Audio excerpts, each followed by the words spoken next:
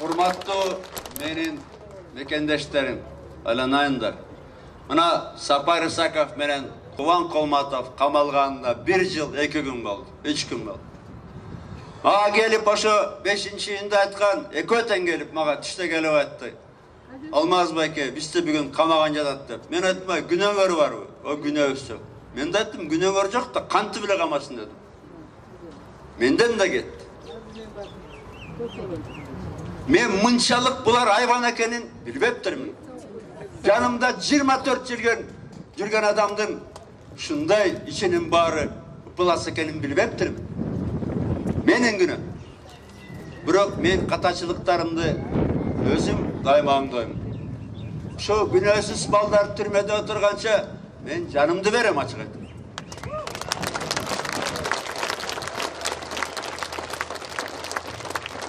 Мына Сапар Исаковду тест боюнча камап, Колматовду мектеп боюнча камап, а бирок эмнеге 1 күндө камап атат? Анткени күнөөсү бир. Райым миллионду иштен алып, таможняны могу Жээнбековский, Матраевский урлардан жазалап баштаган. Ошон үчүн 1 күндө камап атат. Калгандар корксун деп. Билесиңер, Колматов иштеп баштаганда, Ош таможнясына барып, проверка барганда 1 күндө 10 эсе көбөйгөн. Зуборлор 1 күндө.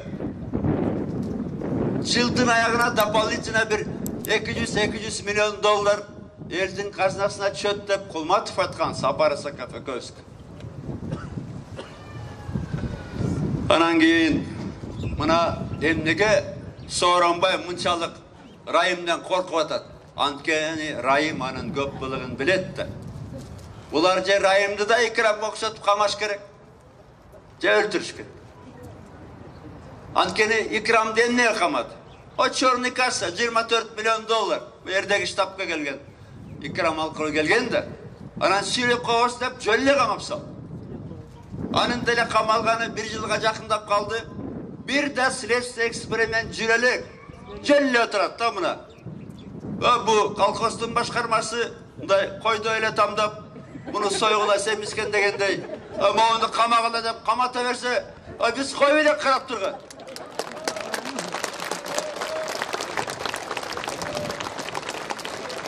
Мен буга чейин мынтип айтпайт элем, анткени эл дагы 1 жылдан ашык ишенип отурду. Бул адам деп атачкын да. Азыр Кудай буйруса мага ишенип атасыңар. Айтканымдын баары ким болуп чыгып атат? 1 жыл мурун айтсам, Райым үчүн десем эч ким ишенген жок эле. Дамир Мусакеев коррупционер, өкмөт берген квартирада жашайт. Матраимовтар, Жээнбековтар, Келдибековтар таптаза экенде аппап атат. Мына мен жөнүндө кээ бир журналисттер заказ аткарып, Райымды колдочу, Райым менен чайчу деп дагы бир жолу айтам. Мен Райым миллионду болгону 1 жолу 2010-жылы Курсан Асановдун үйүндө көргөм. Мүмкүн ошол жерде анын да апасы жүрүп чайгандыр. Мен кайдан билейм? Мен кайдан билейм? Анан кийин кантип эле Атамбаев бул жоолуктун баарын билген жокtu. Айтып бербедим орусча, кыргызча да кайталап берейин. Мына мен ГКНБга ишенчимин. Жумасына бир жагы 3 жолу маалымат берчи. Бир да маалыматта Ош таможнясы боюнча, Эркештан боюнча, же Райым миллионча бир сөз жок. Эмнеге? Мына 2013-төн 16-га чейин Ошское управление КГБны Асылбек Кожобеков башкарган. Андан кийин Идрис Кадыркулов баштаган. Анан кийин Сооронбай президент болгондон кийин Идристи ГКНБнын төрөгасы Асылбекти зам кылып коюп атпайбы? Ыраазычылыгын билдирип. Райым экөөбүздүн былыктарды сактап бердиңер деп. Бу улуттук сооп коопсуздук комитети азыр улуттук коркунуч болуп барат.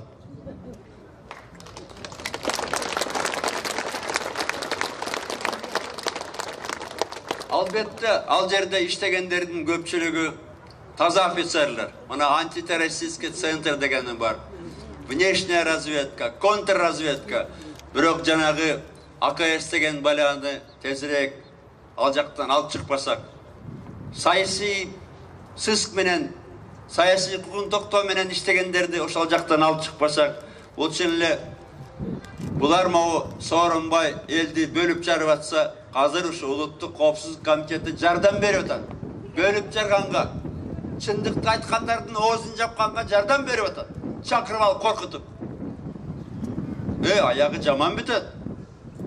Мен дағы бір жолы қайталаймын. Егерде біз Қырғызстанды колхозда ойласыңар, бізді қойда ойласыңар. Бакиевтер ошанты ойлаған. Максим айтпады беле. Қырғызстане 5 миллионов баранов деп. Бұлар ойлап атады, уже 6 миллионов баранов деп. Сілер Бакиевтерден жаман бітесіңер. Bir жеріңерді қыз қыла.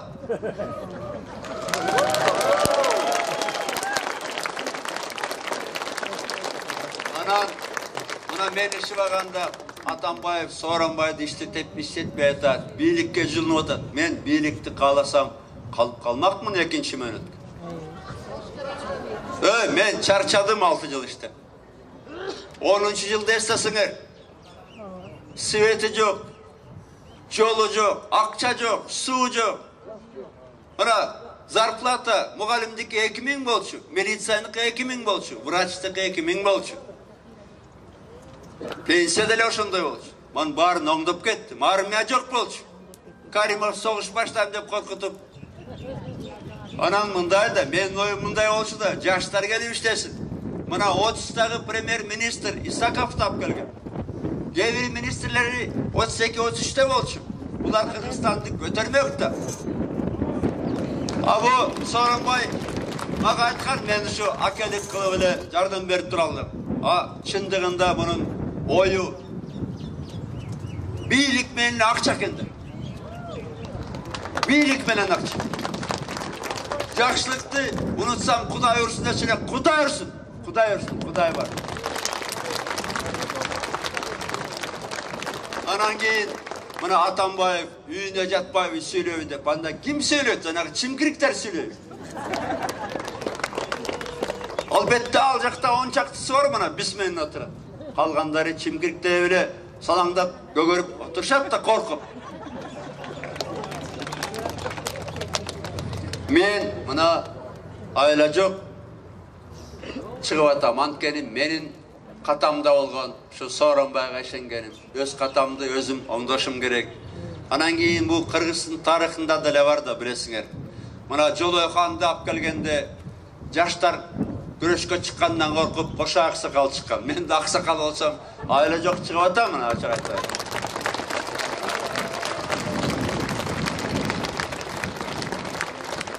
Анан эмнеге жанталашып мени эптеп ушу жебелтире албай, жакама албай атат.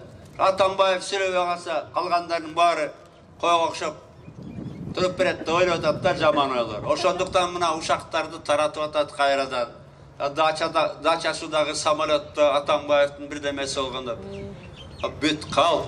Азыр мына Батукаевтан эптеп бир Атамбаев Батукаевтан акча алып чыгарды деп сөз чыгарыш үчүн баарын камап атат. Арбетте бир шылуундар. Анагы справкаларын оңдоп, диагнозун оңдоп, Батукаевди чыгарып жиберишкен. Бирок мен да ишенгем, Батукаев эле 3 айдын ичинде өлүп калат экен деп. Бирок мен Атамбаев президент ал кезде şu Батукаевтен мен сени чыгарам, акча бер деп айтат белем. Аны Сооронбай айтат.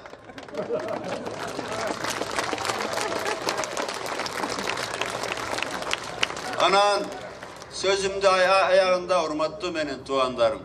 Мен минтип айтар элем да, мен Кудайдан башка эчтекеден коркпойм. Мени кайгырып аткан нерсе ушу Атамбаевга bir показания алабыз деп күнөөсү жок балдарды камап атат. Жаныма адамдык сапатын сактап түздүрсө камап атат мына. Дамир Мусакеев коррупционерби? Жембековдор, Матраимовдор, Келдибековдор коррупционер. Анан мисалы эптеп Атамбаев ушу Батукаевден акча алды деп показания алам деп 3 жашар баласы бар Аида Салянованы камап атат. Бұл туура эмес. Бұл туура эмес. Буларга чыгат деп отурсак, дагы 4,5 жыл күтөбүз. Биз коюп элек күткөнчү. Ага чейин Кыргыз элинде мындай сүйлөй алган бирөө калабы же бар тең.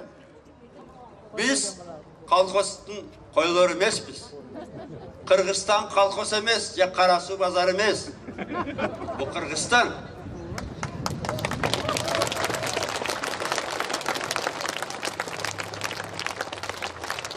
Ошондуктан билбейм. Мына мен дайыма айтып жүрөм. Мына көп булуттуу кыргыз эл үчүн, кыргыздар үчүн тизелеп жашаганча бүжүңдөп туруп өлгөн артык.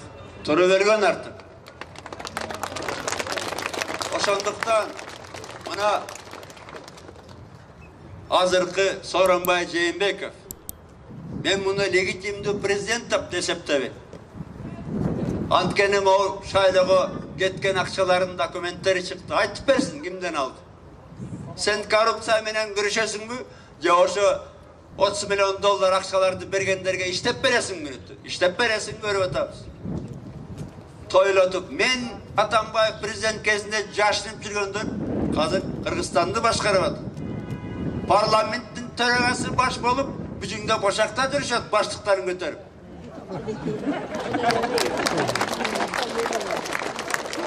Ошондуктан сөзүмдүн аягында айтар элем, урматтуу кыргыз элим. Бул азыркы өзүм билемдик зөөкүрлүк токтобосо, биз мындан ары Сооронбай кетти беле чыгабыз ачык айтып. Бүт шайка алейкамды чогулткан. Мына Кыргызстандан чыгарылган акчаң чыгарылыптыр. Ошо акчаң менен кошо жоголдоп чыгабыз ачык айтып. Баарыңыздарга келип бергениңер үчүн дагы бир жолу рахмат. Аман болол. Жамандыкты амандык чегет. Аман болуңуздар. Рахмат.